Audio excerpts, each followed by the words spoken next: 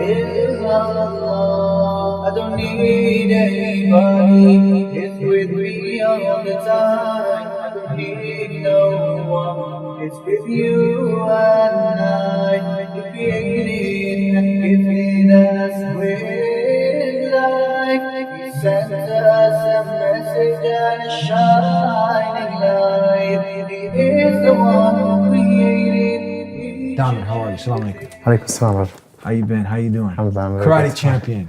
Yeah. So you've been training karate for how long? I'm in karate for 18 years now. 18 years. I'm now 28. I started with 10 years. Yeah. When I was 10 years. And you're still training karate? Yeah, I'm still karate. I heard Bosnia has one of the strongest teams in Europe in karate. Is that true? That's true. We had been maybe 2 times the second place in the world. Yeah? Yes. So. And karate is the most popular sport in this country. Uh-huh. So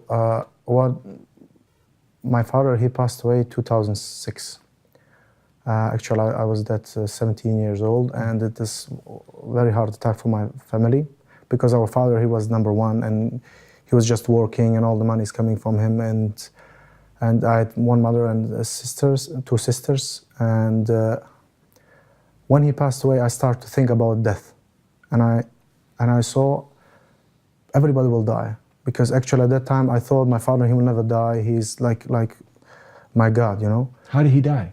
In a car accident. Car accident. But what's interesting, he was a professional driver, and he was driving. He had a car license for a truck, for so heavy duty cars. So a car, it's nothing for him. And subhanallah, take him from this world in a car accident. Mm. So and. At that time, my first words I told at that time when he passed away was Alhamdulillah. I don't know how. You just said thank God. Thank God, just thank God. What myself, nobody told me you should now pray, you should do this. Just I start to follow my heart, and I start to read a book about death. I see many people are dying, and something should be on the other world. And step by step, you know, I was trying to be honest to God, to Allah. And I ask Him every day, please show me the right way. And alhamdulillah, step by step, you know, I feel more comfortable. And I didn't know, at that time, I didn't know how to pray, nothing. I just went to the masjid when it was Jummah, Salatul Jummah, and I was just looking people, you know, how they're praying. I'm just following them and wudu. I didn't know anything about Islam. At that time, this was my worst point in my life, but actually now I see that was my best, the best thing what happened in my life. And how was life before then, like without Islam? During my life, during my father was alive, we didn't have any contact with Islam. So I lived in a family, let's say, family. Everything was open. I was in the national team of Boston Karate, so we're just traveling each weekend. We're going somewhere outside Boston. So it's just party, you know, party. But to be honest, never at that time I feel comfortable with myself. You know, this was just the moments during I'm doing the party with my friends. At that time I'm laughing, but when I come home back, to be honest, I start to cry because I didn't feel comfortable. Everybody say, you know, that's good what you're doing, you know, you're like good guy. But actually, I didn't feel good. Something's missing? Big missing. When my father, when he died, I just recognized that I will die. Yeah. And this is not the way I should live. And I feel that I should come back to my Lord. Mm-hmm. You know, this is the only way. And I start, but to be honest, when I start to pray, you know, my challenge was the Fajr, Salatul Fajr. And one time, it was 2 days before Ramadan, I completed all 5. So now you are implementing Islam. You're researching, you're studying, but now you talk about some of the challenges, struggles. It wasn't just a walk in the park, was it? Of course not. No. So at that time, I was, to be honest, one of the most important members in our family. Our family is a huge family. And when I was a nasty guy, when I started to practice Islam, I didn't have a father, so I was living with my mother and two sisters. And the next 5 or 6 years, I was the worst guy in the family.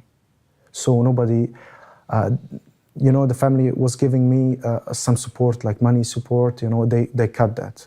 So, my mother, after maybe 1 year, she told me, I cannot look you're praying, or doing all the Islamic things, leave my house. Why? Just because I started to be good. Just because I was praying, But hold on, before you said you were a party guy, you're hanging out, the nightclubs, going out. Did they have any objection to that? Nothing. That's crazy, isn't it? Of course. And, at that time, this was the most tough period in my life. Yeah? But actually, from the other side, this was my most beautiful part of the life, because I was never so satisfied with myself.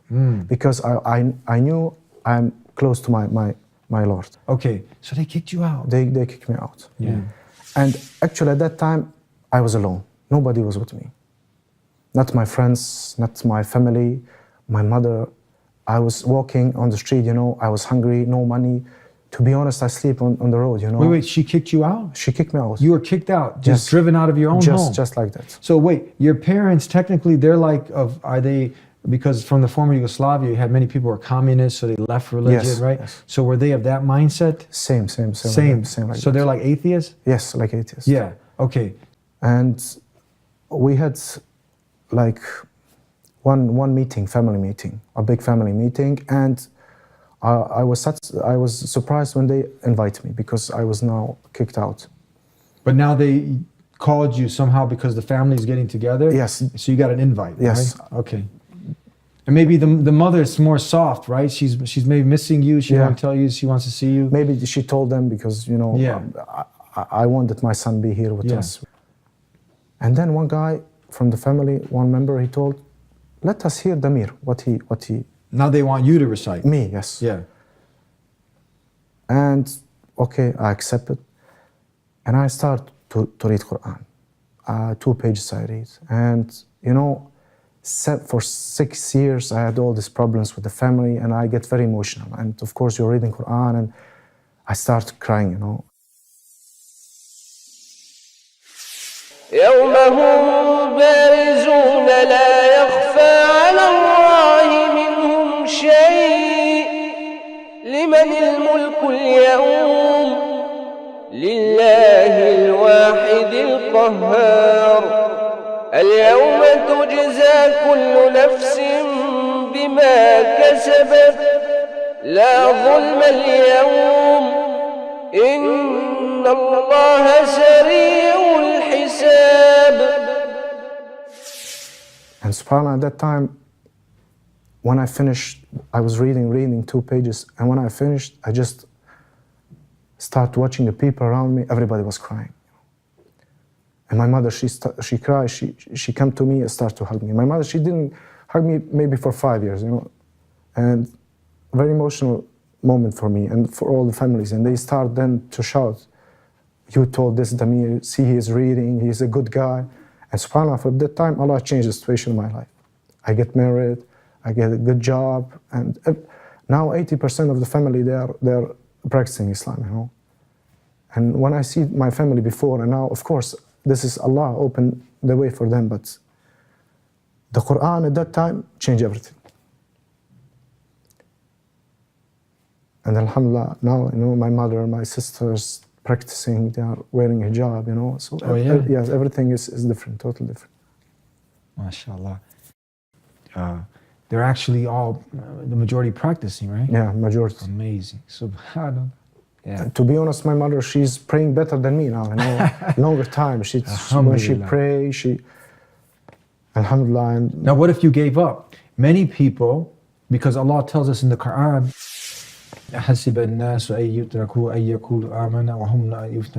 do you think that you'll be left alone and just saying, I believe, and you won't be tested? But you never gave up. Never, alhamdulillah. Yeah. And now, how's life now for you? Now it's totally different, you know. At that time I was alone, nobody, no money, not my friends, not my family, my mother. Now I have three companies.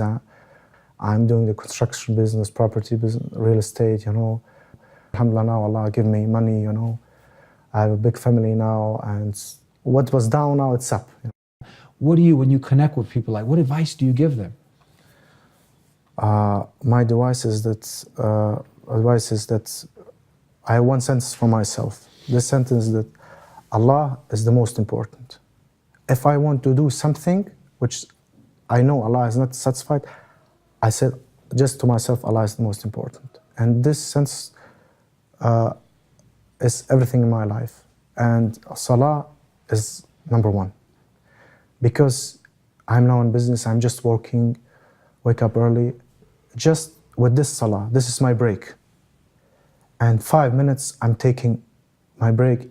And to be honest, it's totally refreshment for me. Mm.